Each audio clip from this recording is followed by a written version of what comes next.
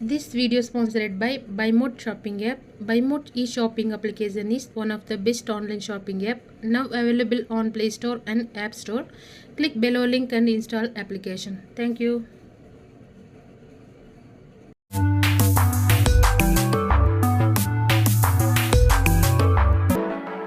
Hello friends, welcome to Kavitha சமையலறை. இன்னைக்கு நம்ம பார்க்க போகிற ஸ்பெஷல் ரெசிபி நல்ல சுவையான கீரை தொக்கு. கீரையில் ஒரு அருமையான இன்ட்ரெஸ்டிங்கான ரெசிபிங்க இது. கீரை பிடிக்காதுன்னு சொல்கிறவங்க கூட இந்த கீரை தொக்கை விரும்பி கேட்டு வாங்கி சாப்பிடுவாங்க. இட்லி, தோசை, சப்பாத்தி, சாதம் எல்லாத்துக்குமே நல்ல பொருத்தமாக இருக்குங்க. சுட சுட சாதத்தில் இந்த கீரை தொக்கை சேர்த்து பிசைஞ்சு சாப்பிட்றதுக்கு ரொம்பவுமே நல்லாயிருக்கும். எல்லாருமே விரும்பி சாப்பிடுவாங்க. ரொம்ப ரொம்ப ஒரு சிம்பிளான ரெசிபி, நம்ம ஈஸியாகவும் பண்ணிடலாம். வாங்க அருமையான கீரை தொக்கு எப்படி பண்ணுறதுன்னு பார்க்கலாம். இங்கே ஒரு கட்டு பாலக்கீரையை நல்லா கழுவி பொடியாக நறுக்கி எடுத்து வச்சிருக்கிறேன். இது கிட்டத்தட்ட ஒரு 300 கிராம் இருக்கும். இங்கே பாலக்கீரை ரெடியாக இருக்குது.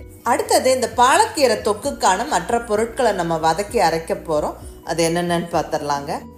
இங்கே ஸ்டவ்வில் நல்ல ஒரு அடிகனமான கடாய் வச்சாச்சுங்க. இதில் 1 ஸ்பூன் அளவுக்கு எண்ணெய் சேர்த்துக்கிறேன். எண்ணெய் சூடானதுக்கப்புறம் 1 டீஸ்பூன் அளவுக்கு கடலைப்பருப்பு சேர்த்து நல்லா பொரிய விட்டுடலாம். கடலைப்பருப்பு பொரிஞ்சு வரும்போது 2 டீஸ்பூன் அளவுக்கு வர கொத்தமல்லி, கொரியாண்டர் சீட்ஸ், கூடவே ஒரு 1/2 டீஸ்பூன் அளவுக்கு சீரகம் சேர்த்து நல்லா வறுத்து விட்டுருவோம். நல்லா ஒரு 1-2 நிமிஷம் வரட்டும். ஸ்டவ்வை மீடியம் ஃப்ளேமில் வச்சுக்கிட்டு பொறுமையாக வறுத்து விடுங்க.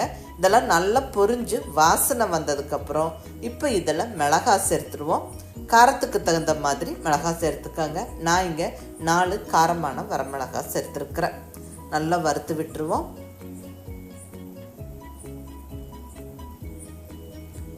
இந்த ட்ரை ஸ்பைசஸ் எல்லாம் நல்லா பொரிஞ்சு வாசனை வந்ததுக்கப்புறம் இப்போ இதை எடுத்து நம்ம மிக்ஸி ஜாரில் சேர்த்துருவோம்.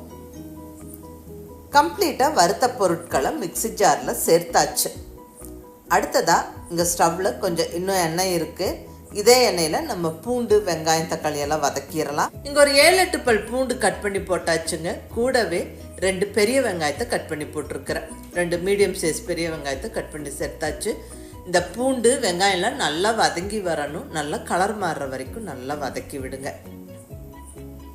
இந்த பூண்டு, வெங்காயம் எல்லாம் ஒரு 2 நிமிஷம் வதக்கி விட்டுட்டு இப்போ புளி சேர்த்துக்கலாங்க. அழுத்தி பிடிச்சி ஒரு சின்ன நெல்லிக்காய் சைஸ் புளி சேர்த்துக்கிறேன். கூடவே ஒரே ஒரு தக்காளியை சின்ன சின்ன பீசஸாக கட் பண்ணி சேர்த்தாச்சு. இந்த கீரை தொக்குக்கு இந்த புளிப்பு அவசியம். அது இருக்கும்போது தான் அந்த தொக்கு டேஸ்ட்டு நல்லாயிருக்கும். ஸோ ஒரு சின்ன நெல்லிக்காய் சைஸ் புளியும் ஒரே ஒரு தக்காளியும் சேர்த்தாச்சு. நல்லா வதக்கி விட்டுருவாங்க. நல்லா இந்த அளவுக்கு வதங்கி வரணும். பாருங்கள், நல்லா